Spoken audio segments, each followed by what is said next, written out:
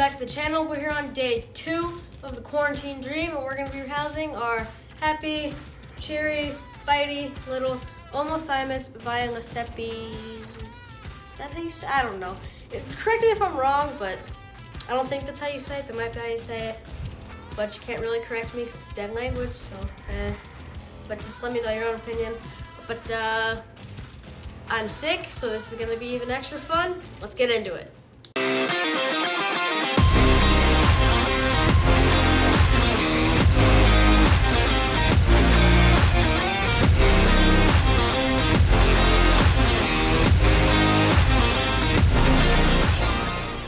So as I said, today we're going to be rehousing our Omothymus violaceopes, our Singapore Blue Tarantula. This is one of the largest arboreal species there is. They can get anywhere from 9 inches to about a foot long, and they range anywhere from Malaysia to, as the name implies, Singapore. And since they come from those two very tropical, very humid environments, they might get very tropical and very humid. So we're going to set him up in here. As adults, they actually need an 18 by 18 by 24 Exoterra, as they get somewhere in that range. Oh my god. Stop. No, keep going, keep going. Clip that. So this species, unlike other old world arboreals, is way more likely to defend with a bite instead of running and hiding. And since he is in this tiny little dram vial, he's probably even more likely to bite than he would be if he was big. They're very fast, they're very aggressive, so this is going to be very fun. Now, since the species is very fast and very aggressive, they're very fun to watch eat. And this is the reason that this guy right here is one of my personal favorites to keep, because they just awesome to watch them eat. And since we just fed them the other day, hopefully he doesn't think my finger is a cricket. Now, in order to set him up, we are going to be using our idiotic compound, because, like, why wouldn't we be? It's just our own little dirt mix. It's of all our favorites. I don't know if I'm going to need this entire thing. And the reason we're going to be using so much substrate is because even though they are old world arboreals, when they are slings and juveniles, they're more fossorial, because in the wild, if you are a tiny little spider climbing in the tree, easy food, very easy food. I would eat it if I was that hungry. And we're just gonna use a piece of cork bark that's kind of hollowed out on the back, so this way when you have this in here, you can go behind there and get a little base of a burrow.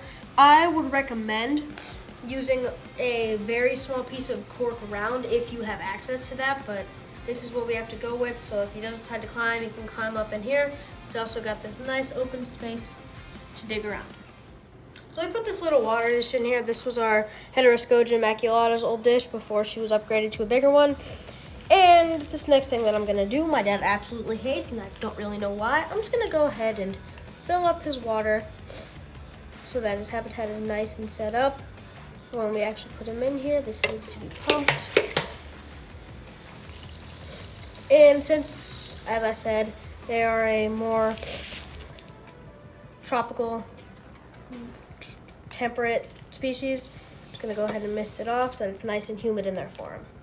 So the reason I've set up this little 10-gallon here is because, as I said before, very fast. So I'm just gonna put his old habitat in there, and then that's his new one, never mind. His old one inside of this new one over there. So if he does decide to bolt, he's in a controlled environment and not just left, right, up, down, all over the place in the room, on the table. So I've loosened the lid just a little bit, and I'm just gonna move that into there, like so. Okay, I'm just gonna take these tongs. Oh, his enclosure's gonna fall, hold on.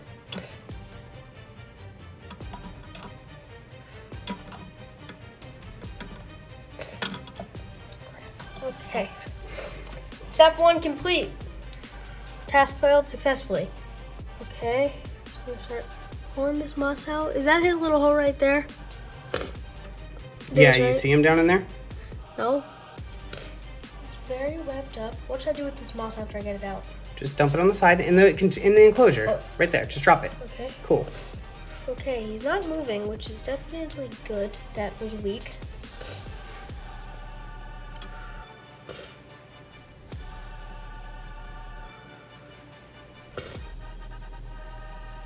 Okay. Okay, it should come right out on this next scoop. So I'm just gonna switch tong hands so that he's not able to very efficiently just run onto the tongs. I can get behind him and scoot him out at this point. So yeah, do that. Oh, I missed. Come on. Well, I can't see that well. Oh, there he goes. A little bit at a time. Good job. Man, and I hyped you up all this time about how fast and mean you were. And you're being very good and well behaved. I appreciate it. Now I'm just gonna get him off of that. He's off. That is out. Just quickly before he bolts. Get that on there. I'll take the, here, move the enclosure up so I can get a good shot. Where is he? Oh, he's back there. Already getting set to build a little burrow. No, I'm not coughing. Thank you guys so much for watching. Make sure to like and subscribe and check out our new merch store. The link will be in the description. It's called exoticdisaster.com, and the reason we have disaster in there because we used to own an old clothing company, well, we still do, called Disaster Industries. Great stuff, some of the most comfortable stuff I have ever worn in my life. Make sure to check it out. Thank you guys so much for watching. We'll see you next time.